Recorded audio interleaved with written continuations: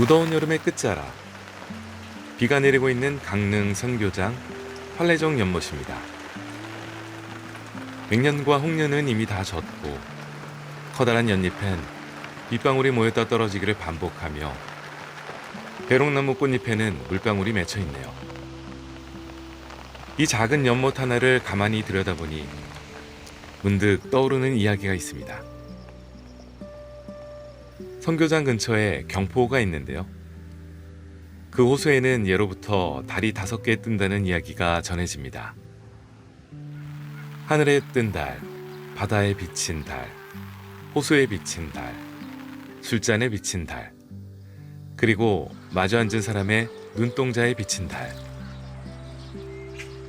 이 5개의 달 이야기는 송강 정철이 관동별곡에서 경포의 풍류를 노래하며 언급했다고 전해집니다.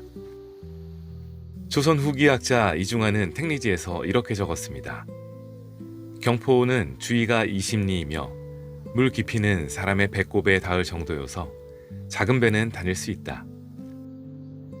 실제로 사람이 배를 타고 다녔다는 기록이죠. 지금 경포호의 둘레는 약 5.2km. 하지만 예전에는 지금의 2배가 넘는 12km에 달했다고 하는데 배가 다니던 옛 물길의 상당 부분은 지금은 그저 평범한 논이 되어 있습니다.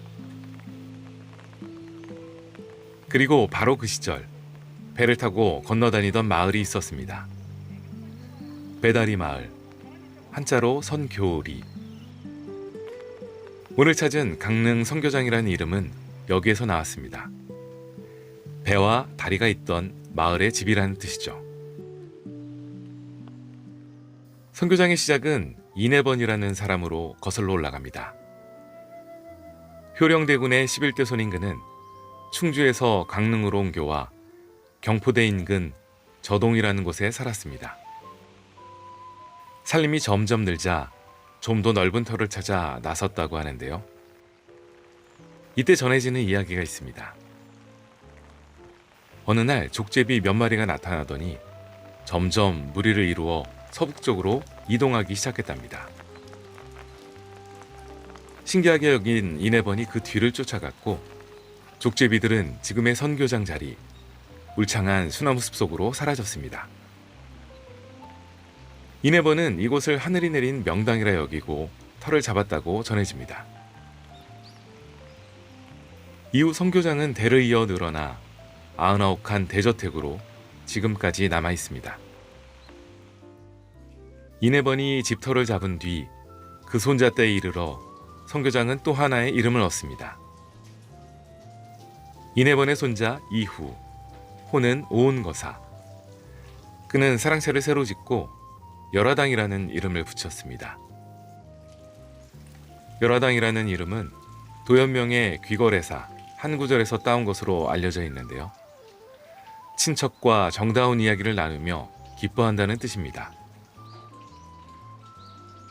오은거사는 과거의 뜻을 이루지 못하고 벼슬길에 나서지 않은 채 평생을 세상에 나서지 않고 조용히 살며 이웃과 나누는 삶을 강조했다고 합니다. 그런데 이 열화당이라는 이름은 여기서 끝나지 않습니다. 이 사랑채가 지어지고 150여 년이 지난 뒤 이 집안에서 태어나 어린 시절을 이곳에서 보낸 한 사람이 1971년 서울에 출판사를 하나 세우면서 같은 이름을 붙입니다. 바로 열화당 출판사입니다. 이 출판사를 세운 이기용 대표는 이후 파주 출판도시 건설을 20여 년간 이끌며 한국 출판 문화를 대표하는 인물이 됩니다. 작은 사랑채의 이름이 200년의 시간을 건너 한 출판사의 이름이 되고 그 출판사가 훗날 세계도시를 만드는 일까지 이어진 셈입니다. 열화당보다 한 해 뒤인 1816년 오은거사는 정자를 하나 더 짓는데요. 바로 활례정입니다. 활례, 살아있는 물이 흘러온다는 이 이름은 남송의 학자 주자가 쓴 시에서 따온 것으로 전해집니다. 작은 네모 연못이 거울처럼 맑은 것은 끊임없이 새로운 샘물이 흘러들기 때문이라는 내용입니다. 학문과 수양도 이와 같아서 늘 새로워야 맑음을 유지할 수 있다는 뜻을 담고 있습니다. 그래서인지 이 연못에는 연꽃을 심었습니다. 진흙 속에서 자라지만 물들지 않는다는 군자를 상징하는 꽃입니다. 그리고 연못가에 배롱나무도 심었습니다.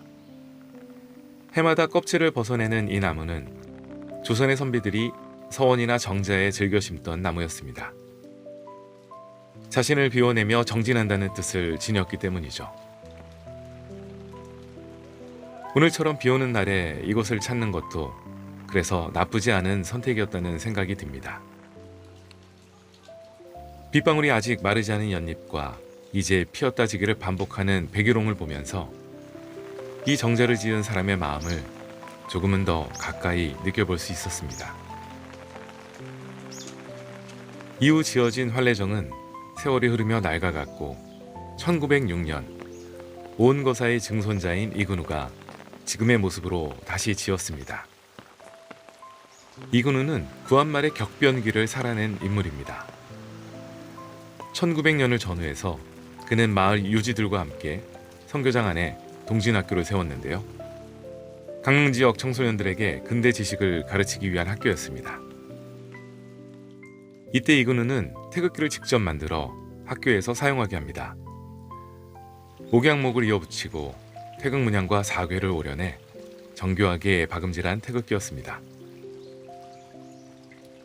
일제의 탄압으로 학교가 문을 닫은 뒤 이 태극기는 땅속에 묻혀 광복을 기다렸다고 합니다. 광복 후 2장 가운데 한 장은 대한민국 임시정부에 기증됐고 남은 한 장이 지금도 선교장에 남아있으며 2015년 국가등록 문화유산으로 지정됐습니다. 배다리 마을이라는 이름에서 시작해 족제비가 이끈 명당, 나눔을 실천한 오은거사, 그리고 격동의 시대를 살아낸 이근우까지.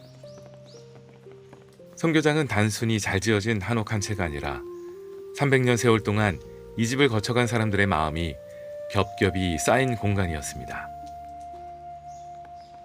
지금 선교장은 국가가 선정한 명품 고택으로 하룻밤 묵어갈 수 있는 한옥 스테이를 운영합니다. 여러 당의 부속 건물이나 중사랑채 같은 공간에서 옛 4대 부가의 방 한 칸을 그대로 빌려 하루를 지낼 수 있습니다. 300년 전 관동팔경을 요람하던 선비들이 며칠씩 묵어가며 시와 그림을 나누던 바로 그 자리. 오늘처럼 비가 내리는 날, 이곳에서 천마 및 빗소리를 들으며 과거로의 여행을 떠나보는 건 어떨까 합니다.